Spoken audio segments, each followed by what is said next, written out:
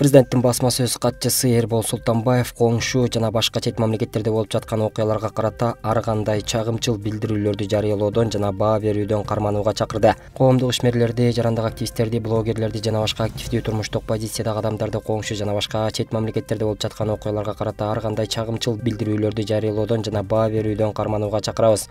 Кыргызстан тынчтыкты сүйгөн өлкө катары башка бир дагы чет мамлекеттердин ички иштерине кийлешүүгө укугу жок.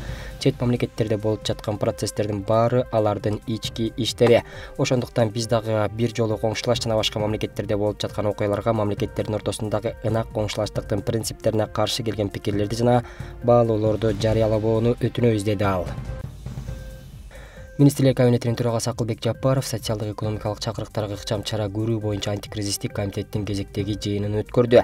Үстүбүздөгү жылдын март айында биз Министрлер кабинетинин 2022 жылга карата антикризистик иш-чараларынын планын бекиттик. Бул документ азык-түлүк коопсуздугун жана мамлекеттик бюджеттин туруктуулугун камсыз кылууга, инвестицияларды тартууга, соода жүгүртүүнү жогорулатууга, ошондой эле дүйнөлүк экономикалык системадагы кайра куруулардан улам келип чыккан тышкы терс факторлордун таасиринин кескин күчөшү шартында калкты жана бизнести мамлекеттик колдоого багытталган деп белгиледи ал. Антикризистик чаралардын планын ишке ашыруу алкагында айыл чарба өсүмдүктөрүнүн үрөөнүн сатып алууга мамлекеттик бюджеттен 1,5 миллиард сом өлчөмүндө финансы каражаты бөлүндү. Маанилүү дары-дармек каражаттарынын тизмесине киргизилген дары-дармектерди Кыргыз Республикасынын аймагына каттоосуз таашып келүү жөнүндө чечим кабыл алынды. Калктын социалдык жактан аяр катмарларына жана максаттуу топторуна гуманитардык жардам көрсөтүү максатында аз камсыз болгон жарандар үчүн социалдык маанилүү азык-түлүктөрдү сатуу каналдары түзүлдү. Социалдык мааниге ээ продуктыларды сатып алууну каржылоо механизми 2022 жылдын 1-июнунан тартып мамлекеттик жөлөк пулдардын айрым түрлөрүнүн өлчөмүн жогорулатуу жөнүндө чечим кабыл алынды. 2022 жылдын 1-апрелинен тартып эмгек акыны жогорулатууну эске алуу менен социалдык чөйрөдөгү кызматкерлердин эмгек акысын төлөөнүн жаңы шарттарын жөнгө салган чечимдер кабыл алынды. Кыргыз Республикасынын Менин үйүм 2021-2026 турак жай программасынын алкагында турак жайдын жаңы параметрлери кайрадан каралган жана белгиленген. Корея Республикасында жарандарды ишке орноштуруу үчүн квоталык орундардын саны 1800 орунга чейин көбөйтүлдү. Чет өлкө валютасындагы бюджеттик кредиттер боюнча карыздарды реструктуризациялоо жөнүндө чечим кабыл алынды. Уюмдарга жана жеке жактарга салык отчетторун берүүнүн мөөнөтү 2022 жылдын 1-июлуна чейин узартылды. 2022 жылдын 14 апрелиндеги номер 27 мамлекеттик сатып алуулар жөнүндө Кыргыз Республикасынын мыйзамы кабыл алынган. Анда сатып алуулар предметине карата интеллектуалдык, автордук же өзгөчө укуктарга ээ болгон өндүрүштүк ишканадан, өндүрүүчүлөрдөн же жеткирүүчүлөрдөн бир булактан сатып алуу ыкмасы менен сатып алуу каралган. Форель үчүн тоют өндүрүү заводу курулуп жатат. Республикалык бюджеттин чыгашыларын оптималдаштыруу жүргүзүлдү. Кеңешменин жыйынтыгында Министрлер кабинетинин башчысы министрлердин жана ведомстволордун жетекчилерине артыкчылыктуу багыттар боюнча иштерди күчтөндүрүүнү тапшырды. Белгилесек, 2022 жылдын 15 июлунда 1,5 жылдыктын жыйынтыгы боюнча маанилүү документтин Кыргыз Республикасынын Министрлер кабинетинин 2022 жылга иш-аракеттер планынын аткарылышынын сапатына баа берилмекчи. Ош Каракол шаар менен кызматташтыкты өнүктүрөт деп билдирет Ош шаардык мэриясынын басма сөз кызматы. Белгилей кетсек, Каракол 2022 жылы КМШнын маданий борбору эл аралык программасынын алкагында Ош шаарынан атайын делегация келген. Делегациянын курамында Ош шаарынын вице-мэри Венера Рыскулова, Ош шаардык кеңешинин депутаттары Кубаш Шаиев жана Эмиль Раимовдор бар. Иш-чаранын алкагында Каракол шаарынын мэри Эрмат Жумаев менен жолугушуу болуп, анын жүрүшүндө вице-мэр Рыскулова эки тараптуу байланыштарды өнүктүрүүнүн, туризмди өнүктүрүү жаатындагы кызматташтыктын, эки шаардын жаштарынын өз ара аракеттенүүсүнүн маанилүүлүгүн белгиледи.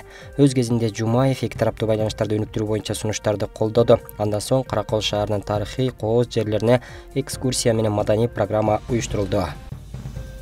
Баткенде ишкерди коркутуп, акча опсалганга шектелгендер кармалды. Бул тууралуу облустук ички иштер башкармалыгынын маалымат кызматы билдирди. Билдирүүгө ылайык 29 июнда Баткендин Кадамжай районунун Болотхан айыл аймагынын ХМ аттуу тургуну милицияга арыз менен кайрылган. Анда 27 июнда Умар аттуу жаран жабырлануучуга кайрылып, ишкерлик менен алектенгендиктен айына $500 берүүсүн талап кылып коркуткандыгын билдирген. Аталган факты Кылмыш жаза кодексинин 208 беренесинин 1-бөлүмүндө опсалап акча талап кылуу боюнча көрсөтүлгөн кылмыштын белгилери менен иш козголгон. Ыкчам иликтөө иш-чаралары жүргүзүлүп, шектүү катары Кадамжай районунун 36 жаштагы АА жана мурда соттолгон 36 жаштагы АА аттуу тургундары кармалган. Шектүү жарандар айылдардын биринде 16 000 сом акча алып жаткан жеринен кармалышкан. Шектүүлөр Баткен райондук милициясынын убактылуу кармоочу жайына киргизилди. Учурда иликтөө иштери жүрүп жатат. Чуңкурчак Капчыгайында Кыргызстандагы тоо экосистемаларын жана климаттык туруктуулукту коргоо жылына карата Улуу Ата мекендик согуштагы жеңиштин 77 жылдыгына арналган өлкөнүн жалпы билим берүүчү мектептеринин окуучуларынын республикалык туристтик, спорттук жана жерин таануу жыйыны болуп аяктады. Бул тууралуу Билим берүү жана Илим министрлигинин басма сөз кызматынан билдиришти. Жыйындын жүрүшүндө түрдүү сынактар, мастер-класстар, жерин таануу конференциясы жана викторина, Чуңкурчак Капчыгайына бир күндүк саякат жана асказоолордо сабак, ориентирлөө боюнча мелдештер, туристтик чеберчилик боюнча сынактар жана башкалар өткөрүлдү. Мелдеште байгелүү орундарды ээлеген командаларга грамота, кубок, медальдар жана баалуу сыйлыктар менен сыйланышты. Командада байгелүү орундарды ээлеген командалар грамоталар жана баалуу белектер менен сыйланышты. Жерин таануу конференциясынын бардык катышуучуларына сертификаттар тапшырылды. Жетекчилер жана жетекчилердин жардамчылары ыраазычылык каттары менен сыйланышты. Бүгүн 4-июлда Токтогул суу сактагычынын суунун көлөмү 12 миллиард 290,40 миллион куб метрди түздү. Бул тууралуу электр станциялар ишканасынын басма сөз кызматы билдирет. Маалыматка ылайык, суунун агып келиши секундасына 997 куб метрди түзсө, агып чыккан суунун көлөмү 422 куб метрге жетүүдө.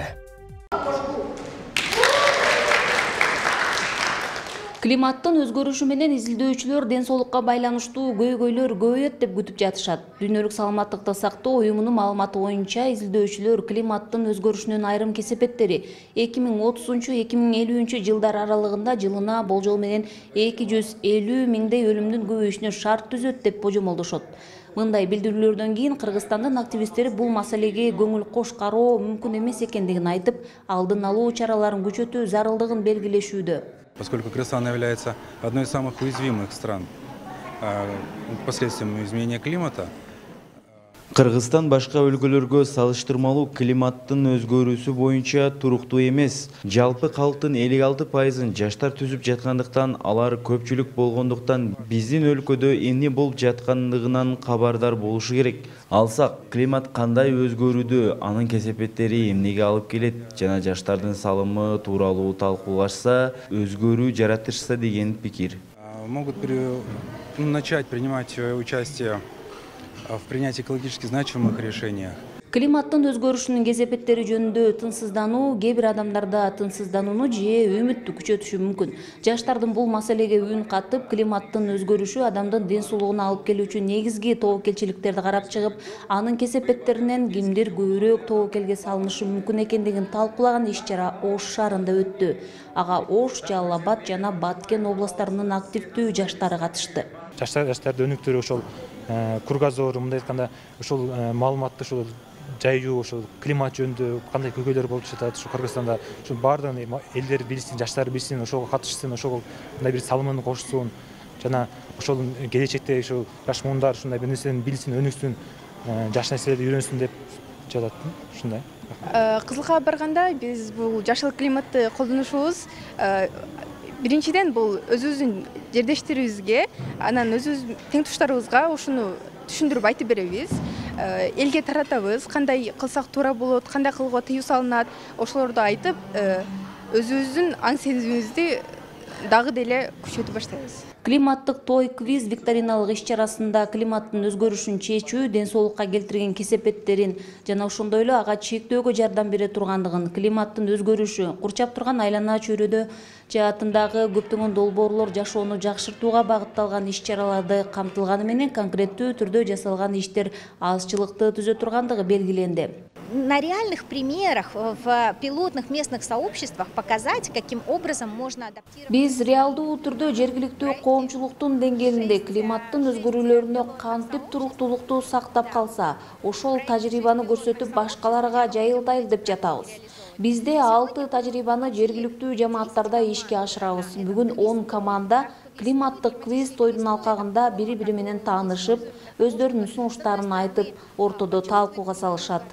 Получить массу удовольствия, хорошего настроения, но при этом еще и глубоко погрузиться в вопросы, связанные с изменением климата. Жалпы 70 катышуучу жерлерде климаттын өзгөрүшүнүн кесепеттерин түшүнүү жана азыртан чара көрүү демилгелерин сунушташты. Климаттын өзгөрүшүнө жаштардын туруктуулугу долбоору Европа биримдиги тарабынан каржыланат.